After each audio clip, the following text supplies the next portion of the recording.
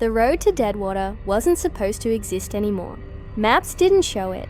GPS signals cut out miles before reaching it, and locals refused to speak about it. But that only made Emma Collins want to find it more. The air was heavy that evening. The sky bruised with streaks of orange and violet as the sun dipped below the hills. Her car hummed over the cracked highway, each passing mile sign swallowed by the endless desert. She'd been chasing forgotten places for years. Ghost towns, abandoned factories, broken dreams scattered across the American heartland. Her latest magazine assignment had sent her searching for what was left of America's lost souls. The old gas station attendant had told her where to go, though he didn't seem happy about it. "If you really want lost," he'd muttered, lighting a cigarette with shaky hands, "try Deadwater. But don't stay past dark." She'd laughed it off at the time. Now, she wasn't so sure. Her car headlights finally caught something ahead, a faded green sign riddled with bullet holes. It leaned crookedly in the dirt. "Welcome to Deadwater.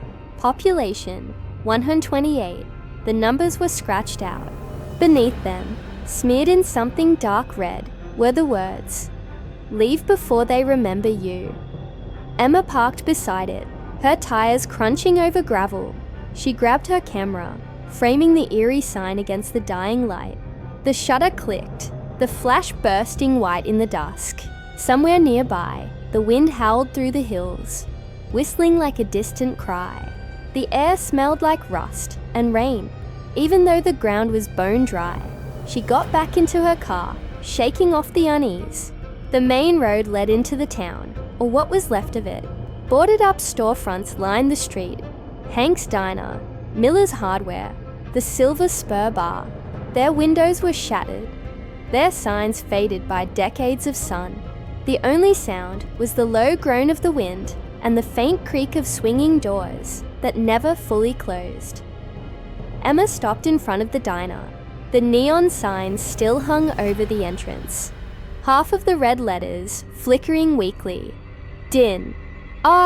The atmosphere was perfect. Bleak, cinematic, haunting. She smiled despite her nerves and began snapping pictures. Her camera clicked steadily, echoing softly off the empty buildings. She adjusted her lens toward the diner window and froze. For just a second, she saw movement, a dark blur behind the glass. She blinked. Nothing. The place was empty, just as it should be. She told herself it was her reflection, maybe a trick of the fading light, and pushed the door open. The bell above the entrance jingled weakly, its sound cutting through the silence like a ghost's whisper. Inside, the air was thick with dust. Old menus lay scattered across the counter, cups still half filled with something that had long since turned to sludge. Booths were torn open, stuffing spilling out like entrails. Emma raised her camera again. Every photo she took seemed to capture something. Off. The light bent strangely. Shadows didn't sit where they should. Then she heard it. A sound that didn't belong. The slow scrape of a chair moving across the floor. Her heart jumped into her throat. "Hello," she called out. Her voice echoed down the narrow aisle, disappearing into the kitchen beyond. She took another step, trying to listen. Silence again. She tried to laugh it off. "Probably a rat," she whispered. But when she looked toward the counter, something else caught her attention. A coffee pot. It was sitting on a burner that still glowed faintly red. Her skin prickled. "That's impossible." The hum of the wind outside grew louder, pressing against the windows. And then came another sound. Humming. A woman's voice. Soft and distant, singing a lullaby. Emma turned toward the kitchen, her flashlight trembling in her hand. "Is someone there?" She called again. The humming stopped. The silence that followed was heavier than before, almost alive.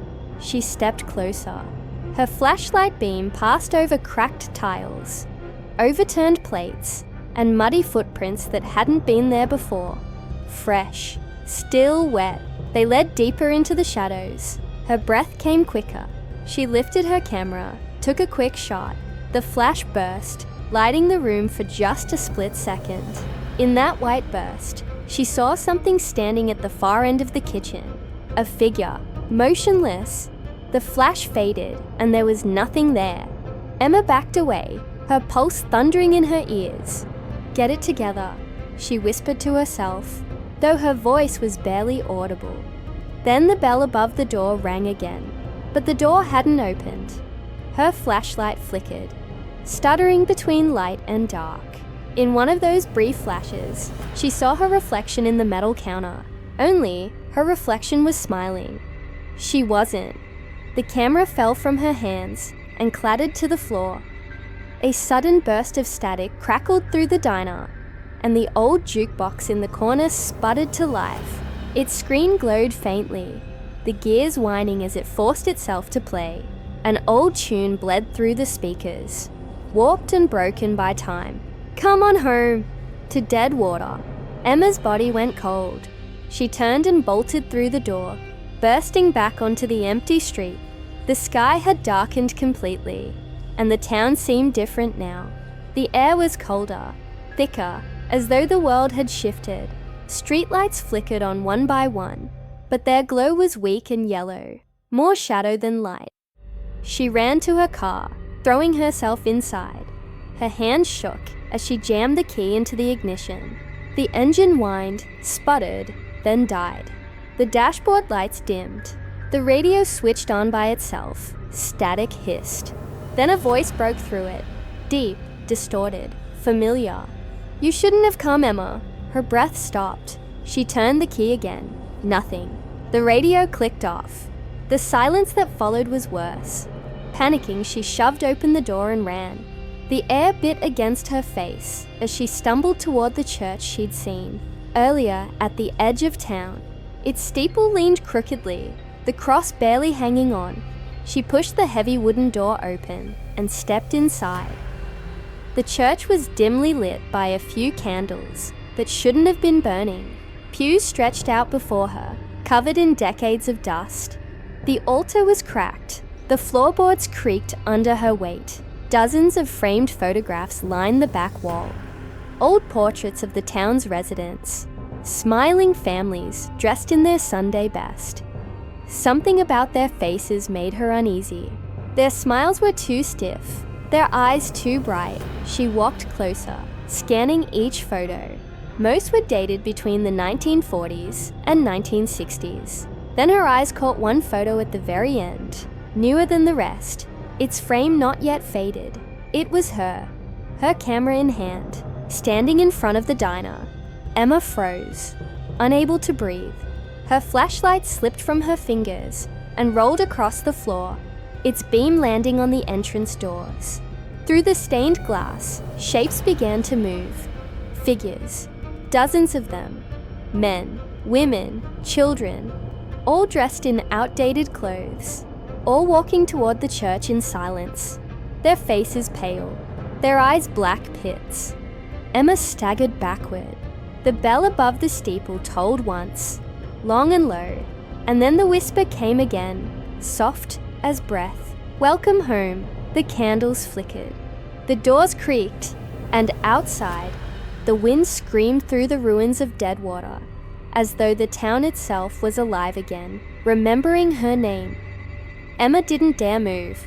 The voice that had whispered behind her still lingered in the air, soft but sharp, like a blade tracing her spine.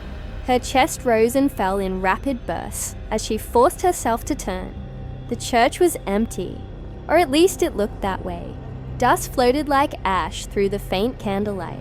The smell of old wood and something sweetly rotten clung to the air. Her hands trembled as she raised her flashlight. "Who's there?" Her voice cracked. It felt useless to ask. The town had been empty for decades. There shouldn't have been anyone left to answer. Silence. Then, the sound of something shifting. The wall of photographs, dozens of black and white portraits of smiling people, trembled as if touched by wind. One by one, they began to fall, their frames clattering to the floor. All except one, the last picture at the end of the row, stayed perfectly still. Emma stepped closer, heart pounding. The photo was of her. Same jacket, same camera around her neck, same terrified eyes. It had been taken tonight. She stumbled backward, gasping. Behind her, the candles flickered, their flames stretching high, bending toward her like something alive. The photo began to burn, black flames curling across its surface. But there was no smoke, no heat, just silence. When the paper crumbled to ash, something caught her eye.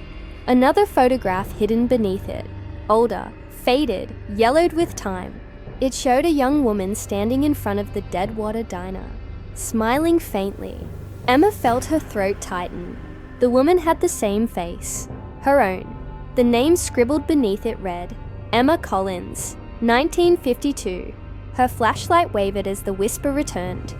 Closer this time, brushing against her ear. We remember now. Emma spun around and there she was. The woman from the photo. She stood only a few feet away, her 1950s dress torn and grey, hair curled in perfect vintage waves. Her skin looked waxy, drained of colour, and her eyes, empty sockets filled with shadow. The smile she gave was wrong, stretched too wide. Emma backed up until her shoulders hit the altar. Stay away from me. The ghost tilted her head, studying her with a childlike curiosity. You left us once. You can't leave again. The church door slammed shut behind her, the sound shaking the walls. The candles went out at once, leaving only darkness. Emma's breath came in sharp, panicked gasps. She clicked her flashlight back on, and its beam fell on the pews, filled now with people. The shadow figures she'd seen outside were sitting there. Rows of silent bodies, staring at her with hollow faces. No, she whispered. No, this isn't happening. The air grew thick. Every breath felt like drowning. She turned and ran toward a side door, her boots sliding on the wooden floor. When she burst through it, the night outside was no longer the same. The town was glowing. Streetlights hummed. The diner's neon sign flickered bright red, advertising fresh pie and hot coffee. Music drifted through the air, a 1950s tune, crackling like an old radio broadcast. People filled the sidewalks, talking, laughing, waving at one another. Deadwater wasn't dead anymore, but their movements were wrong. Their smiles too wide, their eyes glassy, soulless. Emma's stomach twisted. She turned toward the diner and froze. Through the window, she saw herself, sitting at the counter, smiling, a cup of coffee in hand. Her hair was neatly curled like the woman from the photo. Her reflection turned its head and looked directly at her, grinning with a mouth that stretched too far, the skin tearing slightly at the corners. Emma screamed and stumbled backward into the street. The world flickered like an old film reel. Scenes overlapping, colours draining, people vanishing and reappearing. The sound of laughter warped into whispers, chanting her name over and over. Emma!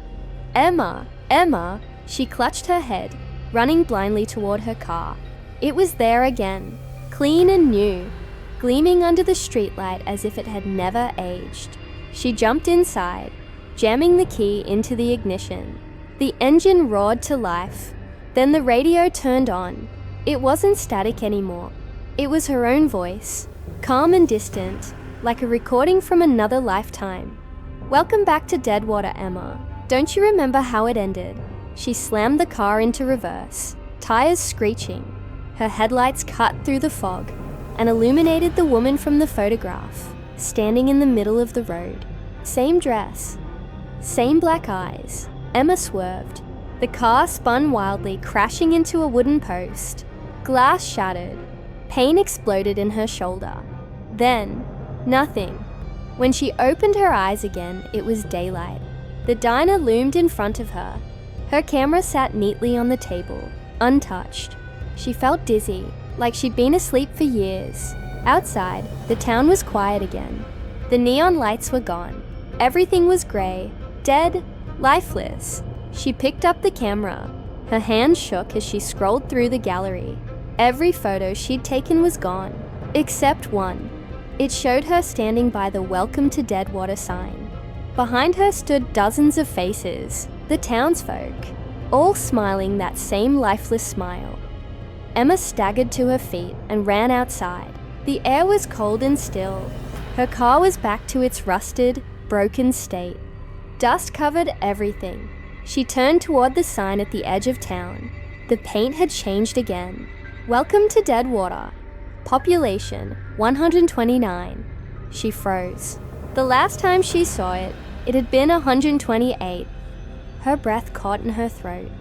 No, that can't mean. Then the whisper came, soft but clear, carried by the wind that seemed to come from nowhere. We told you to leave before we remembered you. The wind roared through the empty streets, and for a split second, she saw them all, every ghost she'd awakened, watching her from behind the windows. Their mouths moved in perfect unison as she screamed, but no sound came out. The world folded in on itself. The streets darkened. The last thing Emma saw was the sign tilting in the wind, the red paint dripping as though freshly written. Welcome home, Emma. Then everything went black. Days later, 2 hikers passing through the valley spotted a woman standing in the distance near the town's entrance. She was waving, crying for help, but when they reached the spot, there was no one there, only a camera lying in the dust. When police developed the photos, there was just one image left, a group portrait, the town of Deadwater, population 130. Please like and subscribe channel Fear Frequency for more horror stories. Thank you.